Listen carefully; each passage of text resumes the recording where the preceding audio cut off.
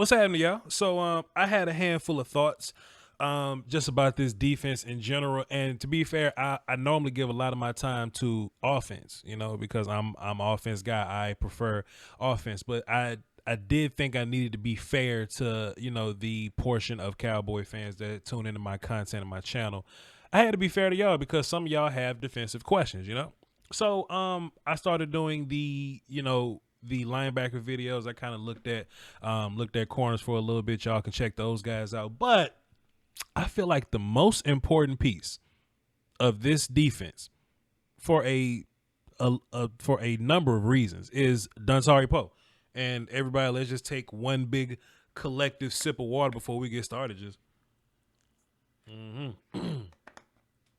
That's why I say that, right? First of all, let me just talk about my relationship with one techs, right? I feel like as a whole, the league doesn't really value them anymore because there aren't many one techs that I would consider valuable. I normally refer to them as these trash can full of dirt type guys, these big 340, 50-pound guys that can't move. I don't think those guys exist anymore. And there was a portion of my YouTube life where I was basically battling people with that notion. Me and Mark Holmes kind of went at it for a little bit. He wanted this big Tony Saragusa type of cat, and I'm like, man, like even like 3-4 teams don't have that kind of guy anymore.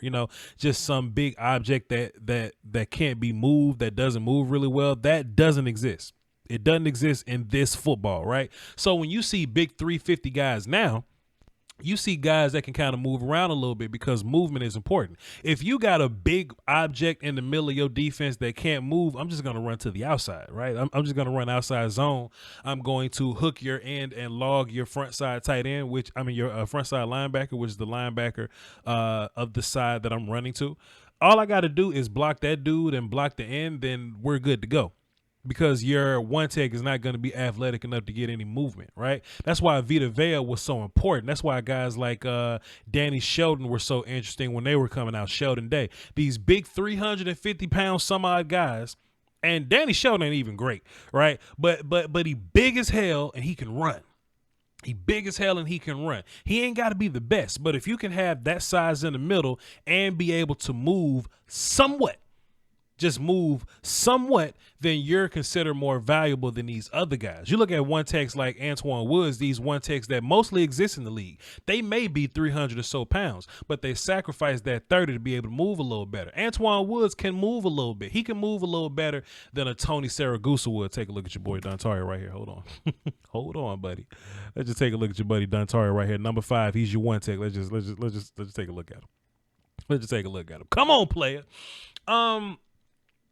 If you look at Antoine Woods, one techs that are built like him, that look like him, they sacrifice 30 pounds to be able to move around a little better, right? So when you find these one techs that give you that package, those guys normally, those guys are the exception to the rule, in my opinion. So you take a guy like Dontari Poe, who's 300 and mad pounds, right? However big he is. If y'all have a number, you can help me out in the comment section. I think there's a certain threshold where like we ain't got to be exact anymore, to where, hey, if D-Law is 290, that's good, but if he lose 10 pounds and go down to 280, he kind of gets a little small, right? Dontari Poe can lose 10 pounds and still be big as hell, right? So that threshold doesn't really matter here. What you get from Dontari Poe is a guy that's big as hell, and his whole entire life he's been a quick moving big dude. That's where my relationship with one tech's changed, because he's not big, sloppy, and can't move. You just look. Look at this. Look at this. Hold on. Wait. Hold on. Go back. Stop. To be able to have enough size in the middle to not get moved, have power to move back, but then to have the footwork, to have the movement, to be able to get off of those blocks and go make a tackle. That's what I need, right? What a lot of these people want is a big fat guy in the middle for everybody else to make tackles. And to be fair, that's what Dontari is too. But why take one less body out of that tackle equation? Right? Because if Dontari is only taking up blocks, you only got 3 linebackers in the tackle equation. But if Dontari is good enough to get off blocks, you got 4 people. Now you got 4 people. And that's why I think, that's why I think Dontari is different, than the normal idea of, of one tech. And to be fair, Snacks Harrison is a really good one tech. But he doesn't have the best movement in the world, So I feel like if Snacks Harrison is asking for a certain dollar amount and a team is say, yo, Snacks, we'll love to have you, but we can't pay you Aaron Donald money because you don't have the movement. See, Aaron Donald gets 20 sacks. I mean, yes, he's physically imposing, but because he's quicker than you, right? His movement is top tier or better than yours, right? I think Dontari Poe got signed before Snacks Harrison because Dontari Poe took the less number and Dontari Poe can move better, right? He's a better mover. Now, to be fair, and I've been watching Dontari for a long time, me being draft guy or whatever, Dontari hadn't run a 4.8 40 in a long time. Once upon a time he did, but he ain't that dude. He ain't that dude in Memphis that was out there running that fast ass 40. To be fair, he's not even the dude in Kansas City that got 3 touchdowns under his belt, like a receiving touchdown, a rushing touchdown, and a passing touchdown. You can go watch that video and see that yourself. It's on my channel. But Dontari ain't that dude no more.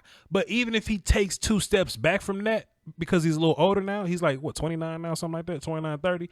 He's still quicker than the average 330-pound one tech. That's what makes this special, right? That he gives you that size and he can move. He's out of his prime. But if you just a little better than we were last year, that's all we need.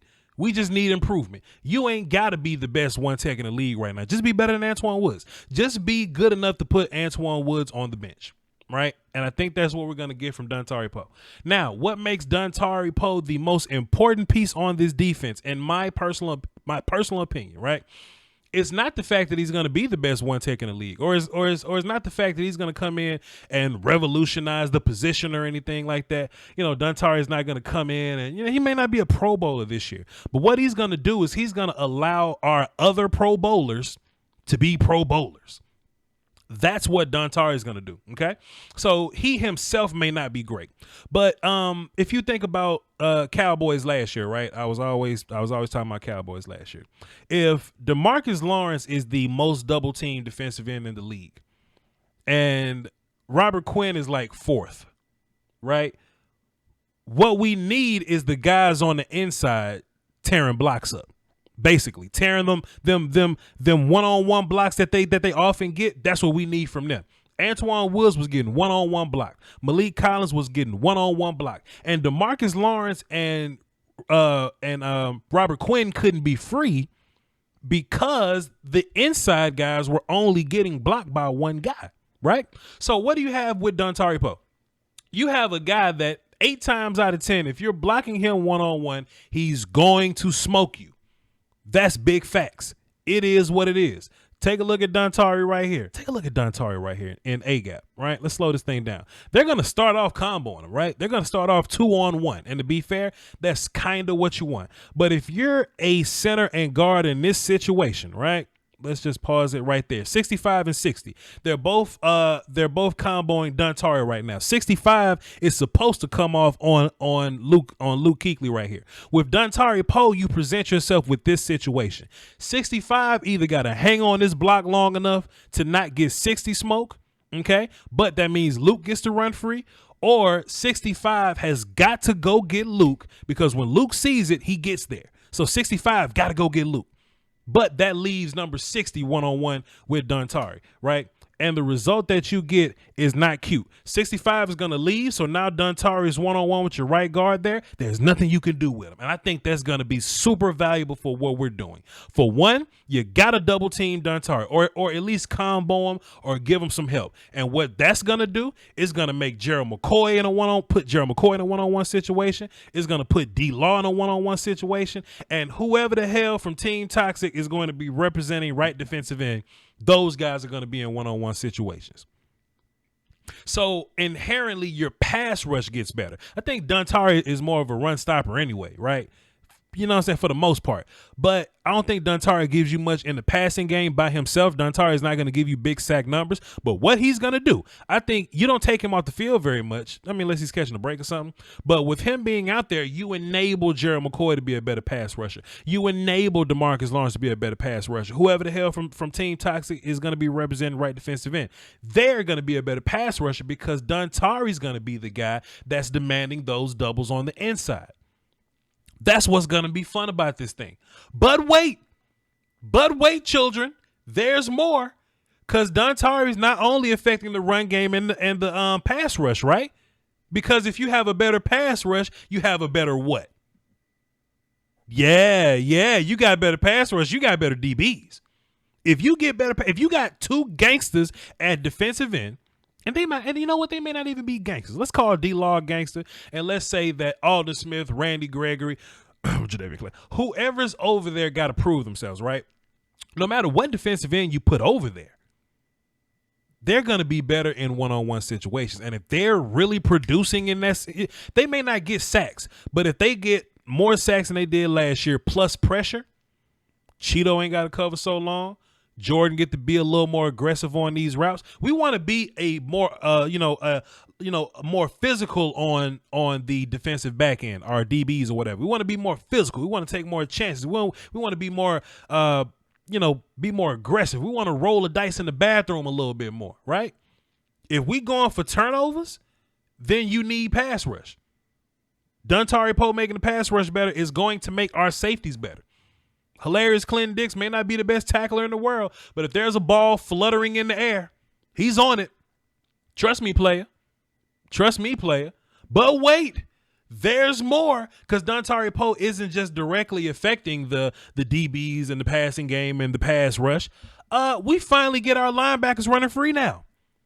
Kind of like I said earlier, right? If you go back to the Rams game, which is interesting, the Rams on the field or whatever. If you go back to the Rams game, right? The playoff game that we lost, all they did was lock up Randy Gregory, and whatever, linebacker, like whatever guard on the inside climbed to linebacker, those guys just ran free because they were single blocking Antoine Woods. Right? You didn't need to double team Antoine Woods. So whoever your auxiliary or your help guard was, he was able to get to second level quickly. So our linebackers got blocked. I mean, you want to try that this year? You want to try that this year, player? You know what I'm saying? I think, just in general, we were a little better at linebacker in 2018 because I just think the defensive tackle play was a little better.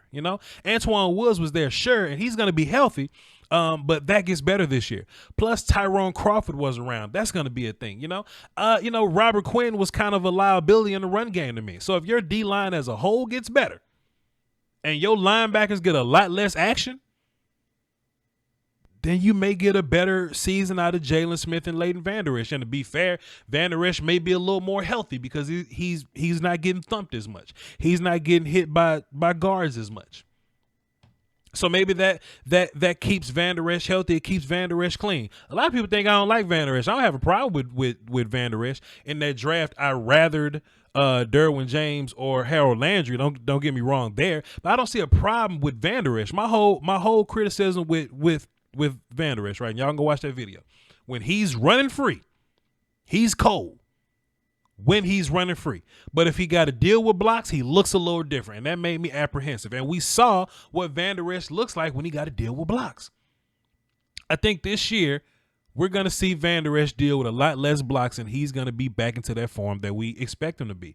Jalen Smith, I said on my last video when I was talking about him, I think he's better when he's comfortable, right?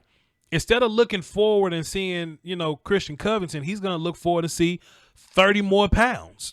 He's going to see big-ass Dontari up in there. He may feel a little better about playing his role and not having to overexert or play hero ball or try to be first. He could just play his role, and he'll probably get more tackles and production that way. Vander Esch will be straight. We know Sean Lee don't want to be hit. We don't want nobody touching Sean Lee. Maybe Sean Lee goes back to being great if we got a big, nasty 331 tech that can move around a little bit in there.